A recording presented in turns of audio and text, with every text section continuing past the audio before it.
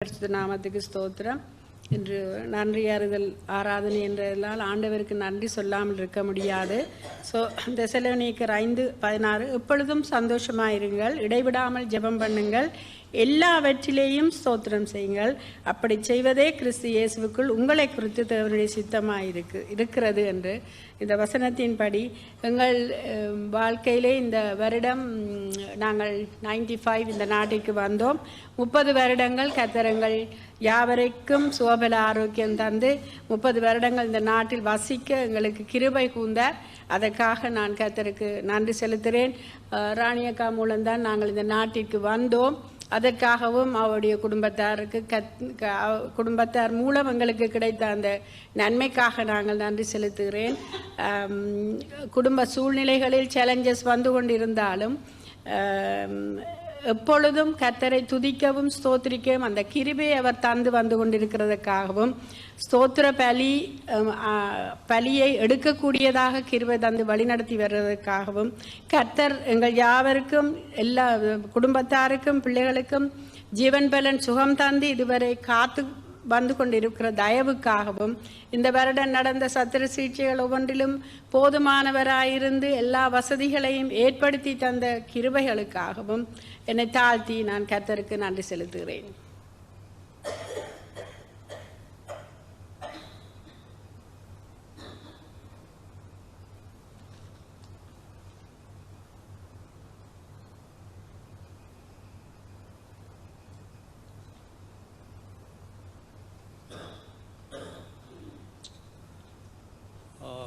Praise to Jesus. Regarding my being here for 30 years in this country, was 29 to come to this country. I was not happy to come to this country, but I don't know what made me to come to this country really. I enjoyed a lot of coming here. I had a lot of friends. My only scared was about eating food. I love all the favorite foods of my biryani and all. But the main reason I was scared, and because they did everything to destroy me, they did many things. They found of my money, they found of everything. They tried to do everything what was possible for them. So far, it's Jesus' grace is still protecting me from those people. I don't know how long I'll be struggling with these guys, I don't know. But I'm very happy to say that Lord Jesus is still protecting me. Thank you very much.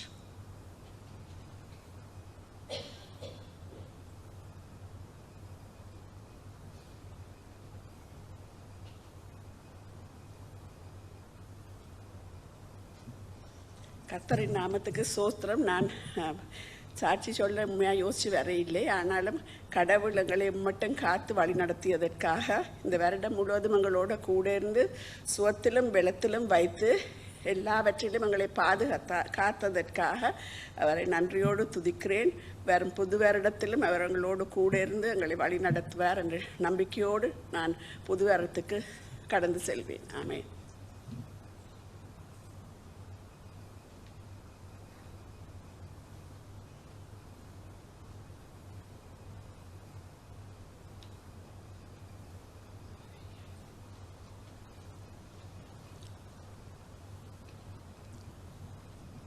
கர்த்தருடைய நாமத்துக்கு ஸ்தோத்திரம். நான் முன்னுக்கு வர விரும்பவில்லை. ஆனால் ஆண்டவர்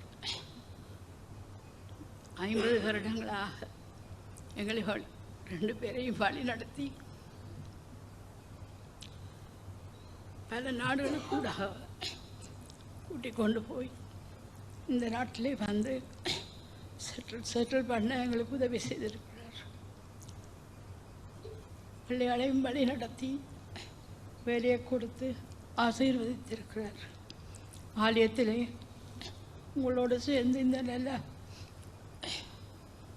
ஆலயத்துக்கு வர கடவுள் வழி நடத்தி எங்களை கொண்டு போகிறார்.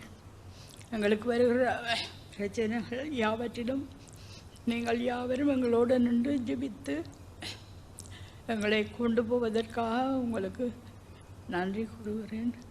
ஆண்டவருக்கும் எங்களுக்கு நன்றியாக தொடர்ந்தும் நாங்கள் வாழ எங்களுக்கு பலன் தருவார் என்ற நம்பிக்கையோடு நான் இந்த சாட்சியை கூறுகிறேன். ஆமாம்.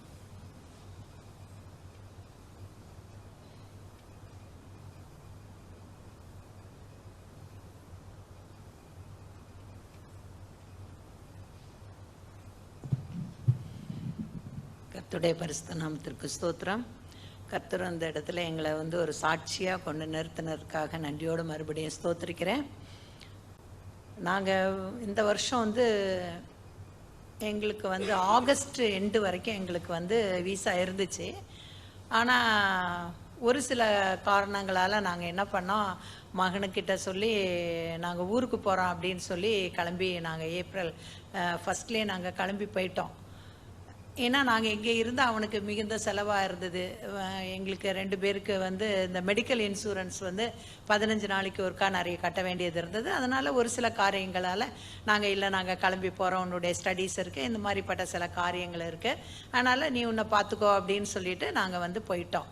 ஃபஸ்ட்டு தரம் நாங்கள் வரும்போது எனக்கு இந்த கஷ்டங்கள்னால் பட்டு தெரியாது, சின்ன வயசில் தெரியும். ஏன்னா எனக்கு தெரியாத வயசில் நான் கஷ்டம் அனுபவிச்சிருக்கிறேன்னு எங்கள் அம்மாலாம் சொல்லுவாங்க. ஏன்னா எங்கள் அப்பா தவறிட்டாங்க, அதனால் எங்கள் அம்மா சிங்கிள் மதராக எங்களை வளர்த்தாங்க. எங்கள் மாமா ஃபுல் சப்போர்ட்டு, மாமா அம்மாமா ஆச்சி தாத்தா இந்த மாதிரி எல்லோரும் இருந்ததுனால, சித்தப்பா சித்தி எல்லாரும் இருந்ததுனால எங்களுக்கு அதையும் தெரியாது. எங்கள் மாமா ரெவரண்டு, அதனால அவங்க எங்களை எந்த விதத்துலையும் எங்களை ஒரு கஷ்டத்துக்கும் கொடுக்காம எங்களை நல்லா பார்த்துக்கிட்டாங்க. அவங்களோட கொண்டு வச்சுட்டாங்க. எங்கள் அப்பா போனவனே எங்கள் அம்மா எங்கள் பிள்ளைங்க எல்லாருமே நாங்கள் மாமாவுடைய வீட்டுக்கு வந்துட்டோம். அதனால எங்களுக்கு அந்த கஷ்டங்கள் தெரியாது. ஆனாலும் மாமா பிள்ளைங்களுக்கு கிடைக்கிற எல்லா சலுகையும் எங்களுக்கு வாழ்க்கையில் கிடைக்காது. அப்போ நாங்கள் அம்மாட்ட கேட்கும்போது சொல்லுவாங்க, அவங்களுக்கு அப்பா அம்மா இருக்காங்க, தருவாங்க, மாமா வேலை செய்கிறாங்க, அதனால் தருவாங்க. உங்களுக்கு அப்பா இல்லைல்ல, அப்போ என்ன மாமா தராங்களோ அதை மட்டும் இது பண்ணிக்கணும் அப்படி சொல்லுவாங்க. அப்போ நாங்கள் அம்மாட்ட சொல்லி அழுவோம், மாமா மட்டும் மாமா பிள்ளைங்களுக்கு தராங்க, எங்களுக்கு தரல. அப்போது அம்மா சொல்லுவாங்க, நான் உங்களுக்கு தரேன் அப்படின்னு சொல்லி இப்படி எல்லாம் கொஞ்சம் கஷ்டங்கள் தெரியும். வளர்ந்துட்டுலாம் கஷ்டன்றதே தெரியாது. முதல் வருஷம் ஆஸ்திரேலியாவை எங்களை கூட்டிகிட்டு வந்த நாட்களில் ரொம்ப சந்தோஷமாக இருந்தேன். ஏன்னா அவன் கோல்ஸில் வேலை செய்துட்டு இருந்தான், ஏரியா மேனேஜராக இருந்தனால எங்களுக்கு எந்த கஷ்டமே எங்களுக்கு தெரியாது. நல்ல லெவல் வேலை நல்லபடியாக போயிட்டு இருந்தது. அடுத்த வருஷம் வரும்போது அவனுடைய சூழ்நிலைகள் கொஞ்சம் மாற்றப்பட்டுச்சு. அதனால் அவன் என்ன பண்ணனா, வேலையை விட்டுட்டு கொஞ்சம் கஷ்டத்துக்குள்ளே நாங்களும் உட்பட வேண்டியது இருந்து, எனக்கு இந்த கஷ்டம்னா கொஞ்சம் அதை எனக்கு சரீரத்துக்குள்ளே என்னை அது ஏற்றுக்கொள்கிற மாதிரி நான் இல்லாமல் போயிட்டேன். எப்போ பார்த்தாலும் கஷ்டம், ஏதாவது ஒரு பொருள் கேட்டால் சும்மா இருமா அப்படி சொல்லிடுவான்.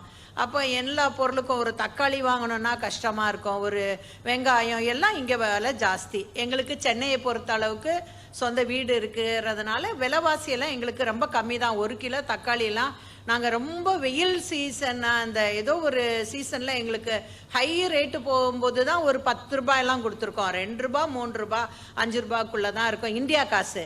இங்கே $1 கிடைக்காது, அது $10 $5. அப்போனா ரொம்ப கஷ்டமாக இருக்கும். அதனால் நாங்கள் போயிட்டு கொஞ்ச நாளையில் நாங்கள் ரிட்டர்ன் வர வேண்டியது இருந்தது ஒரு நல்ல காரியத்துக்காக. அப்படியே இருக்கும்போது தான் இவனுக்கு உடம்பு சரியில்லை. இங்கே எங்களுக்கு நாங்கள் வந்திருக்கும்போது அவனுக்கு உடல்நிலை சரியில்லை. ஹாஸ்பிட்டலில் பார்க்குற சூழ்நிலைகள் ரொம்ப மோசமாக இருந்தது. அது எனக்கு தாங்க முடியாததாக இருந்தது. ஏன்னா மரண படுக்கையில் இருக்கிறான்.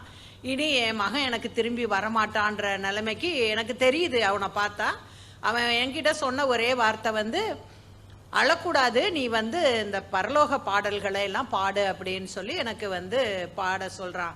எருசலேம் ஆலயம் இதெல்லாம் நல்ல பாட்டு தான், ஆனால் எங்கள் ஊர்லெல்லாம் பரலோக பாடல்கள்னு அந்த இறந்து போன வீட்டில் பாடுவோம். அப்போது அந்த பாடலெல்லாம் பாட சொல்லும்போது, நானும் ஒரு தாய், என் மகளுக்கு கல்யாணம் பண்ணி கொடுத்துட்டோம், அவன் நல்ல வெல் செட்டில்டு.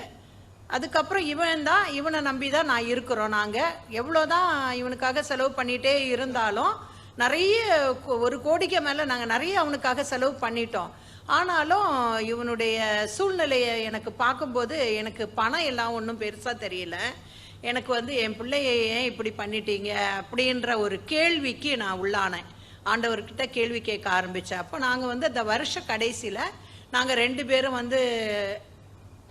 சின்ன பிள்ளையிலேருந்து எங்கள் அம்மா எங்களுக்கு சொல்லி தந்த ஒரு பழக்கம், அந்த வருட கடைசியில் அதிகமான நல்ல உணவுகளெல்லாம் கிடைக்காது.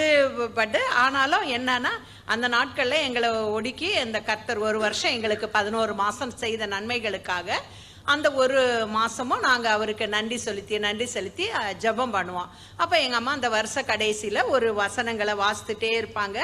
அப்போ கடைசியாக ஒரு வசனத்தை எடுத்து திருப்பி அதை வாசிக்கும் போது அந்த வார்த்தையை சொல்லுவாங்க, இது கர்த்தர் நமக்காக அடுத்த ஆண்டுக்காக தந்திருக்காங்க. அப்படின்னு சொல்லி அந்த வசனங்களை சொல்லிகிட்டே வருவாங்க. இது எங்களுடைய வாழ்க்கையில் கடைப்பிடிச்சிட்டு இருந்தோம். எங்களுக்கும் திருமணமானதுல இருந்து அவர் வந்து ரொம்ப, நான் கிறிஸ்தவ குடும்பத்திலே பிறந்து வளர்ந்து ஒரு நிறைய எங்கள் குடும்பத்தில் நிறைய ரெவரண்டு, ஆனால் எப்படி வளர்ந்தாலும் அவர் வந்து கிறிஸ்தவ அறியாத ஒரு குடும்பத்தில் இருந்து வந்து என்னை விட மிக பக்தி வைராக்கியத்தில் இருப்பாங்க. ரொம்ப பக்தி வைராக்கியம். 2 பேரும் சேர்ந்து ஜெபிச்சுட்டே இருப்போம். அந்த லென்த் டேஸில் ஜெபிக்கிறத விட இந்த நாட்கள்லேயே நாங்கள் ஜெபிப்போம். ஜெபிச்சு ஒரு வசனம் கர்த்தர் தருவார். அந்த வசனத்தை நாங்கள் உறுதியாக பிடிப்போம். அடுத்த ஆண்டு அதே போல் எங்களுக்கு இருக்கும், கஷ்டங்களும் இருக்கும், நன்மைகளும் இருக்கும். இந்த ஆண்டு ரெட்டிப்பான நன்மையை உனக்கு தருவேன் அப்படின்னு இருந்தது. நாங்கள் 2 பேரும் ஜெபிக்கிறோம் வருட கடைசி மாசத்துல. அப்போ ரெட்டிப்பான நன்மையை தருவேன்னு சொல்றீங்களே, நான் வந்து பார்க்கும்போது என் பிள்ளை மரண படுக்கையில் இருக்கிறான், இதுவா ரெட்டிப்பான நன்மை, இனிமேல் நான் ஜெபிக்கவே மாட்டேன் அப்படின்னு சொல்லி எனக்குள்ள ஒரு போராட்டம் வந்துச்சு. அப்போ அவன் என்கிட்ட கேட்குறான், பைபிளை வாசிமா சத்தமாக வாசிமா, ஜெபிமா அப்படின்றான். எனக்கு அவனை பார்த்தா எனக்கு ஜெபிக்க முடியல. ஆண்டோர் பேரில் ஒரு கசப்பு வந்துருச்சு. எனக்கு இப்படி என்னுடைய வாழ்க்கையில் நான் என்ன செஞ்சுருக்கேன், ஒருத்தருக்கும் ஒரு தீங்கு செய்ய மாட்டேனே, எனக்கு ஏன் இந்த மாதிரி ஒரு கஷ்டத்தை கொடுத்தீங்க அப்படின்னு சொல்லி நான் போராட ஆரம்பிச்சிட்டேன். நான் வந்த உடனே அந்த மரண படுக்கையை பார்த்து நிலை குலைஞ்சு போயிட்டேன். 4 நாட்களாக எனக்கு ஒன்றுமே சாப்பிட முடியல. கொஞ்சம் தண்ணி குடிப்பேன், அது மட்டும் தான் என்னோட. அவர் இருப்பார், நைட்டு வந்து அந்த நாதன் வீட்டுக்கு போயிடுவாங்க. ஆனால் நான் தண்ணி மட்டும்தான் குடித்தேன். எனக்கு 4 நாள் பசியெல்லாம் ஒன்றும் தெரியல. என் பிள்ளையே எனக்கிட்ட இருந்து இவர் எடுத்துக்க போகிறாரு, ஏன்னா அவனுடைய ரிப்போர்ட்டெல்லாம் அந்த மாதிரி இருந்தது. கடைசியாக அவன் வந்து ஜெபின்னு சொல்லுவான், பாடுன்னு சொல்லும்போது நான் அன்னைக்கு ராத்திரி படுத்திருக்கிறேன் அவனோட கொஞ்ச நேரம், அப்படியே கண் அசருது எனக்கு தூக்கத்தில். அப்போ வந்து ரெட்டிப்பான நன்மையை தருவேன், அது இன்றைக்கே தருவேன் அப்படின்னு சொல்லி வார்த்தை இருந்தது. மறுபடியும் நான் எழும்பி படார்னு அசந்து போயிட்டேன். அப்படி எழும்பி உடனே அவனுக்காக ஜெபிக்க ஆரம்பித்தேன் மறுபடி. நான் ஏன்னா அன்னைக்கு ஃபுல்லாக நான் ஜெபிக்க மாட்டேன்னு உறுதி எடுத்துட்டு அவனோட நான் அழுறதுக்கு முடியாமல் பாத்ரூமில் போவேன், அழுவேன், ஓடி வருவேன். அவன் கேட்பான், என்ன அவனுக்கு பேச முடியாத நிலைமையில் இருக்கிறான். அப்போ எனக்கு வந்து அது கஷ்டமாக துக்கமாக இருந்தனால அந்த மாதிரி இருந்தது. நான் அதுக்கப்புறம் வந்து என்னை தாழ்த்தி, ஏசப்பா என்னை மன்னிங்க, நீங்கள் சொன்ன வார்த்தையை நிறைவேற்றுவீங்க. நான் மனுஷி, நான் என்னுடைய வாழ்க்கையில் எதையுமே கடைபிடிக்க மாட்டேன், நான் சொல்கிற வார்த்தை ஒன்றுமே கடைபிடிக்க மாட்டேன், நான் எல்லாத்துலேயும் மீறுறேன், நான் தவறுறேன் நான். ஆனால் நீங்கள் வந்து சொன்னதை செய்கிற தேவன், நீர் ஒரு விசை சொல்லுகிறத மறுவிசை மாற்றி அமைக்கிற தேவன் இல்லைன்னு சொல்லிட்டு உறுதியாக பிடிச்சி மறுபடியும் ஜெபிச்சுட்டே இருந்தேன். பல நாட்கள் ஜெபிக்க ஆரம்பித்தோம். படிப்படியாக அவனுக்கு கர்த்தர் அற்புத சுகத்தை கொடுத்தாரு. மீண்டும் அவன் வந்து பழைய ஒரு நிலைமைக்கு வராவிட்டாலும் ஒரு சில காரியங்களில் விடுதலையாகி கொஞ்சமாக அவன் நாளுக்கு நாள் ஹாஸ்பிட்டலில் இருந்து வர ஆரம்பித்தான். முதலாவது எங்களுக்கு தெரியாது, ஒரு 15 நாட்கள் ஹாஸ்பிட்டலில் 19 நாட்கள் இருந்தான். அந்த 19 நாட்களும் அந்த நாதன் ஃபேமிலின்னு அவங்க ரஞ்சன் சர்ச்சில் அவன் அங்கே ஒர்ஷிப் பண்ணிகிட்டு இருக்கனால அவங்க தான் அவனை வந்து ஃபுல்லாக அடாப்ட் பண்ணிக்கிட்டாங்க. அவங்க தான் ஜெபிக்கிறது, அவங்க தான் அவனுக்கு உணவு கொடுக்கறது. ஒரு சில ஃபேமிலி முழு சர்ச்சு. அதுக்கப்புறம் தான் நான் கடைசியில் நாங்கள் இங்கே வந்துட்டு அதுக்கப்புறம் நம்ம சர்ச்சுக்கு சொன்னோம். அதனால எல்லாரும் ஜெபிக்க ஆரம்பித்தாங்க. பாஸ்டர் வந்தாங்க, பாஸ்டர் வந்து ஜெபிச்சாங்க. அவனுடைய நிலைமையை பார்த்து பரிதாபமாக இருந்ததா அவங்களுக்கு எல்லாரும். ஏன்னா ஒரு ஆளாக அப்படியே எழும்புவான் போவான் கடகடன்னு, எல்லாருக்கும் கஷ்டமாக இருந்தது. எல்லாரும் ஜெபிச்சாங்க. ஆனால் ஏன் இப்படி அவனுக்கு ஆச்சு, இவங்க நல்லா ஜெபிக்கிறவங்க தானே, இவனுடைய வாழ்க்கையில் ஏன் இப்படி ஆச்சு அப்படின்னு சொல்லி அநேகர் கேட்க ஆரம்பித்தாங்க. நான் எப்படி கேட்டனோ அதே மாதிரி அநேகர் கேட்க ஆரம்பித்தாங்க. ஆனால் கர்த்தர் தான் நேசிக்கிற புத்தனரை அவர் சிட்சிக்கிற தேவனாக இருக்கிறார். அந்த ஒன்று மட்டும் என்னுடைய இருதயத்தில் இருந்துகிட்டே இருந்தார். அவர் அவனை நேசிக்கிறதுனால அவனுக்கு இந்த சிட்சையை கொடுத்துருக்கிறாரு. வழி தவறி போகக்கூடாதுன்னு. ஏன்னா அவன் வந்து எங்களுக்குள்ள பாண்டிங் என்னன்னா, டெய்லி நீ ராத்திரி என்ன வேலை எப்படி இதாக இருந்தாலும், காலேஜ் போனாலும் ராத்திரி 1 நிமிஷம் எங்களோட பேசிடணும், அவ்வளோதான். அதை அவன் வந்து கரெக்டாக செய்தான். ஆண்டவருக்கும் அவனுக்கும் உள்ள ஒரு உறவு வந்து கொஞ்சம் தூரமாக போச்சு. ஏன்னா வேலையில் ரொம்ப இதாக இருக்குது, கடினமாக இருக்குது, கஷ்டமாக இருக்குது. நான் 20 ஸ்டோர் 25 ஸ்டோர் பார்க்கணும், அந்த ரிப்போர்ட்டெல்லாம் எழுதணும் அப்படின்றதுக்காக அவன் என்ன வீடியோ கேம் விளையாட ஆரம்பிச்சிட்டான். அப்போ கொஞ்சம் தூரம் போக ஆரம்பித்தான். அவன் வந்து ரொம்ப நல்ல சிறு குழந்தையிலேருந்தே 3 வயதுலேருந்தே, ஏன்னா ஊழியக்கார குடும்பத்தில் வளர்கிற பிள்ளைங்க பெரும்பாலும் வந்து அந்த ஊழிய பகுதிகளில் கிராமங்கள் அங்கங்கே போகும்போதெல்லாம் அப்படி ஊழியங்கள் செய்வோம். 3 வயசுலேருந்தே நாங்கள் வில்லேஜ் ஏரியா சண்டே கிளாஸ் நடத்துவோம். அதே போல் எங்களோட கூட வந்து இந்த எக்மோர் ஸ்லம்ல எல்லாம் அந்த பிள்ளைங்க மூக்கு பாய்க்கும், அப்படியே துப்பி இருக்கும், கண்ணீர் வடிக்கும். அதெல்லாம் போய் இவனுக்கு கர்ச்சிப்பெல்லாம் வச்சுருப்பான். அதெல்லாம் தொடச்சி எடுத்து அவங்களுக்கு பாட்டு சொல்லி தரது, வசனம். ஏன்னா நான் சண்டே கிளாஸில் சொல்லி கொடுக்கறது அத்தனை அவங்களுக்கும் சொல்லுவான். இந்த மாதிரி அநேக காரியங்கள் அவன் வாழ்க்கையில் இருந்தது. ஆனால் கொஞ்சம் தூரம் போனான். கர்த்தர் வந்து அவனை வந்து என்ன பண்ணார், ஒரு சின்ன சிக்ஷையை கொடுத்து மறுபடியும் அவருக்கு வேணும்னு சொல்லி அவர் அழைத்தார். போன வாரம் அவனுடைய ட்ரீட்மெண்ட் வந்து முடிந்ததுன்னு டாக்டர் சொன்னாங்க. இதுக்கு இடையில எங்களுக்கு ஒரு நல்ல ரிப்போர்ட் வந்தது. ஃபர்ஸ்ட் எடுத்த போன் மேரோ வந்து நெகட்டிவ், நார்மல் ஆயிடுச்சு. அவர் சொன்ன ஒரே வார்த்தை, அவனுடைய சரீரத்துக்குள்ள இது வந்ததை நாங்க பார்த்தோம், எங்க கண்ணெல்லாம் பார்த்தது, அவன் சீரியஸா இருந்தான், அது வந்து மரணம் தான் அப்படின்றத நாங்க ப்ரூவ் பண்ணிட்டு தான் அவனுக்கு ட்ரீட்மெண்ட் ஆரம்பிச்சோம். ஆனால் ஒன்றுமே இல்லைன்னு ஃபஸ்ட்டு எடுத்த ரிப்போர்ட்டே வந்து அவனுக்கு கொடுக்குது. அது என்னன்னே எனக்கு ரகசியம் தெரியலைன்னு. அப்படி நாளுக்கு நாள் எப்போவுமே 2 தரம் எடுப்பாங்க போன் மேரோ, ஒரு மாதத்துல 2 தரம் எடுப்பாங்க. அந்த ரிப்போர்ட் வந்துட்டே இருக்கும், நெகட்டிவ்னு வந்தது. போன வாரம் லாஸ்ட் வீக் அவனுடைய ட்ரீட்மெண்ட் முடிச்சுது. அந்த டாக்டர் வந்து பார்த்து அவனை வந்து பிளஸ் பண்ணிட்டு போனாங்க. என்னன்னு தெரியல, உன்னுடைய சரீரத்துக்குள்ளே வந்தது ஆனால் உடனே போயிடுச்சு. ஃபஸ்ட்டு போன் மேரோ டெஸ்டே நார்மல், இனி உனக்கு ட்ரீட்மெண்ட் வேண்டாம், ஆனால் நெக்ஸ்ட் மந்தில் ஒரு 2 போன் மேரோ இருக்குது, நீ கேர்ஃபுல்லாக இருக்கணும், அது மட்டும்தான், வேற எதுவும் இல்லைன்னு சொல்லி ட்ரீட்மெண்ட் மெடிசின் கூட எல்லாத்தையும் நிறுத்திட்டாங்க. கர்த்தர் எங்க வாழ்க்கையில பெரிய காரியத்தை செய்தார். அவர் ரெட்டிப்பான நன்மையை தருகிற தேவன். ஆமா, அவனுடைய வாழ்க்கை வந்து சீர்குலைஞ்சு போகுதேன்னு நான் கவலைப்பட்டு தான் நான் என்ன பண்ண, கோவிச்சுட்டு அவனோட இருக்க மாட்டோம்னு சொல்லி நாங்க ஏப்ரல்ல கடந்து போனோம். டக்குன்னு போயிட்டேன். எனக்கு வந்து சில காரியங்கள் வந்து கஷ்டமா தெரிஞ்சதுன்னா வேண்டான்னு சொல்லி போயிடுவேன். நீ வேண்டாம் அப்படின்னு சொல்லிட்டு போனேன். ஆனா அவர் வந்து அவனையும் மீட்டு, அவனுடைய ஜீவனை மீட்டு தந்து அவனுடைய வாழ்க்கையில வந்து அற்புதமான காரியத்தை செய்தாரு. ஒண்ணுமே இல்லை அப்படின்னு சொல்லி சொன்னாரு. அதுக்கப்புறம் இந்த 6 மாசம் 8 மாசங்கள் எங்களை வந்து அருமையா எல்லாரும் ஜெபத்திலையும் தாங்கினீங்க. அநேகர் வந்து எங்களுக்காக நிறைய உதவிகள் செய்தீங்க. உங்க எல்லாருக்கும் கர்த்தருடைய நாமத்துல நான் நன்றி செலுத்துறேன். அதுக்கப்புறம் வந்து அவன் வந்து தன்னை ஒப்பு கொடுத்தான். அதனால வந்து அவன் அநேக தேடுதல் வேட்டையில இருக்கும்போது ஒரு காலேஜ் கிடைச்சிது. அவன் ஊழியத்துக்கு படிக்கிறதுக்காக கர்த்தர் அதையும் ஏற்படுத்தி கொடுத்துருக்கிறாரு. போன வாரம் தான் அதையும் அவன் தேடிட்டே இருக்கும்போது சொன்னான், அம்மா இந்த மாதிரி ஒரு காலேஜ் இருக்கு, ஆனால் காசு கொஞ்சம். நான் சொன்னேன், பரவாயில்ல மகனே, நாங்கள் ஊருக்கு போயிட்டு உனக்காக காரியங்கள் எல்லாம் செய்வோம், நீ ஒப்பு கொடுத்ததை நீ கரெக்டாக நேர்த்தியாக செய்துன்னு சொல்லி அதுக்கு அதில் சந்தோஷமாக இருக்குது. கர்த்தர் இப்படிப்பட்ட ரெட்டிப்பான நன்மை எங்களுக்கு இந்த வருஷத்தில் அவர் கொடுத்த வாக்கு தத்தத்தை நிறைவேற்றினார். அவர் ஜீவனுள்ள தேவன். அதனால அவருடைய நாமத்திற்கு ஸ்தோத்திரம் உண்டாவதாக. ஆமேன்.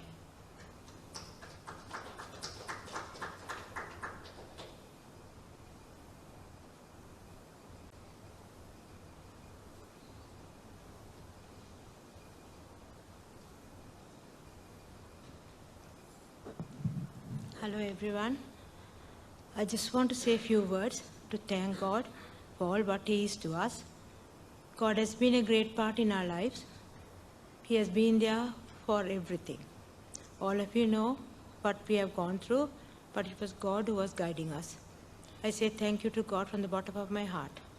The other thing is, I thank God for this church family. This is our family. Thank you very much to everyone for being there for us. Today is my milestone birthday. I turned 70 today. When I look back, I can see how wonderfully God has guided us. He has provided for everything. There has not been a moment when I had to worry. He said, I am with you always. I will never leave you nor forsake you. So that's the hope I cling to, and I thank God for that.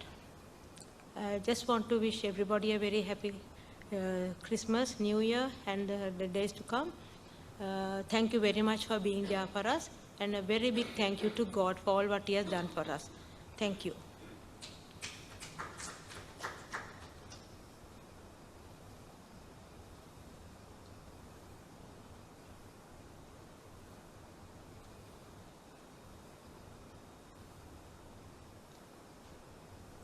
இந்த வருஷ கடைசியிலும் கடவுளுக்கு நாங்கள் எல்லா காரியங்களுக்கும் நன்றி செலுத்த கடமைப்பட்டிருக்கிறோம். உண்ண உணவும் உடுக்க உடையும் தந்து ஆதரித்து நாள்தோறும் நம்மை போஷிப்பது, அதற்கு நாங்கள் நன்றி செலுத்த வேண்டும். இறைவனுக்கும் தெரியும் நாங்கள் செய்கிற எல்லா நன்மைகளுக்கும் நாங்கள் மிகவும் நன்றியுடையவர்களாக இருக்கிறோம் என்று மனதில் எந்த நேரமே ஜபித்தபடி இருப்போம். ஆனால் கொஞ்சம் முன்னுக்கு வர்றது கஷ்டம், அது லேஸ் இல்லை. ஆனாலும் போத சொன்னபடியாக கட்டாயம் பெறவோம்னு அளவில்லாத நன்மைகள் சொல்ல போனால் முடிக்கவும் மேலாது. நாள்தோறும் கிருபையாக தாங்கி வழி நடத்துகிறார். எத்தனையோ பிரச்சனைகள் வரலாம், எத்தனையோ சோதனைகள், எல்லாவற்றிலும் His grace is sufficient for us. We can't sort of limit anything. எல்லாத்துக்கும் மிக மிக நன்றியுடையவராக இருக்கிறோம். சுகம் பலம் தந்து நாள்தோறும் ஆதரித்து போஷித்து காத்து வழி நடத்தி எல்லா தேவைகளையும் சந்தித்து கிருபையாக வழி நடத்துகிறார். அதற்கு மிக மிக நன்றியுடையவராக நான் இருக்கிறேன். ஆமென்.